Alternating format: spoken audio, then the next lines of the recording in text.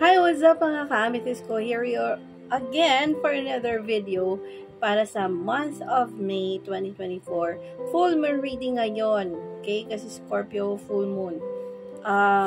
But this will be for my Taurus. Okay? Para sa season na ito ng Taurus. Full moon in Scorpio, season in Taurus. Para sa mga Taurus ko dyan, Sun, Moon, and Rising, or Venus sign, or any placements will do. This can resonate to you or not. Just go ahead and watch the other videos that can resonate to you.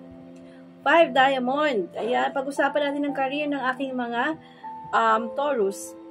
Related sa pinagkakakitaan or nag-e-effort ka tapos merong perang binabalik sa'yo, wealth, or kayamanan, or respeto. Related sa mga bagay na kailangan mong asikasuhin sa trabaho or ang pag-aalinlangan mo raw ngayong Mayo. Kung itutuloy ko ba itong trabahong to, kung ipagpapatuloy ko ba to, kung lilipat na ba ako. Mga ganong eksena to sa kahit na sino sa inyo. Okay? So, dahil may takot, may pag-aalinlangan, o hindi sigurado, kaya kami nandito. Okay? You can ask me questions if you want to book a private reading. Definitely you can. At the same time, your fear is pushing you to think it through. Kailangan mo muna pag-nilay-nilay na pag-isipan. Magtanong ka muna, mag-research ka muna, take your time. Kaya 50-50 muna daw siya. Hindi ka pa pwedeng instantly make a decision. Dahil, kailangan mo muna ng conversation, kailangan mo muna magtanong, kailangan mo muna ng proseso, i-clarify ang mga proseso or kailangan mo muna may antayin. Gano'n ang eksena nito. Bago ka raw tuluyang humiwalay, mag-let go, magdesisyon, or gumawa ng mga hakbang na pwedeng galing na rin sa panalangin mo. So, kasama dito ang pagdarasal. You have to pray, you have to ask for sign, you have to ask for God's guidance na mag-lead sa tama. At the same time, your plans will not as great as the plan na inilalagay ka kung saan ka dapat nandoon. Parang mukhang malabo-labo ang mga plano mo at hindi siya totally aligned sa plano ng Panginoon sa iyo. So, kailangan ka talagang makaramdam ng hints or clues or feeling or intuition na hindi agad dapat tumuloy. Okay?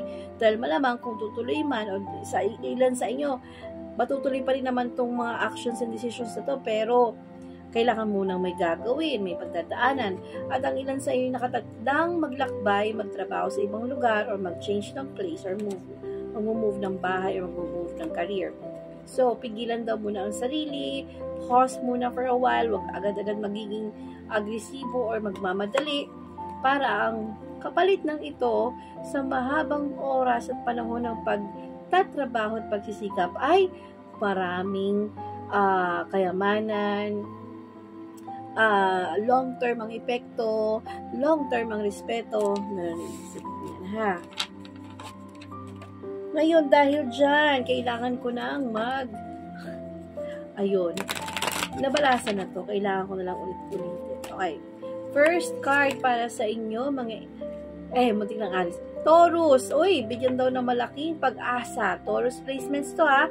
For May onwards. Bigyan mo ng maraming pag-asa at positive thinking. Kailangan lang pala mag-positive thinking kayo. Maniwalang may magandang mangyayari. At bawasan daw yung pagiging sobrang yung hard sa inyong sarili. Huwag niyong pahirapan ang inyong mga sarili.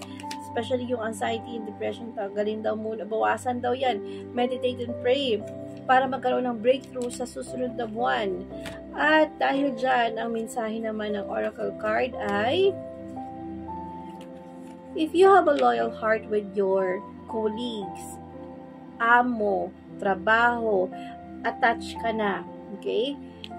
Yes, I do understand that if possible sa inyo, may mga kasamang minamahal sa trabaho, malaking tulong din na may nakakaintindi kakampi ka na nakikinig sa iyo at bibigyan ka ng idea to understand it deeper. Mas deep knowing mas malalim mong maunawaan kung ano dapat mong gawin para maging fair, patas at balanse ang iyong pamumuhay sa mga susunod na buwan kesa maging chaos or conflict. So, para maiwasan ng chaos conflict, adapt to the change of time and tide. Be adaptable, be flexible. Last one. And give yourself enough time to rest, sleep, or relax. Okay?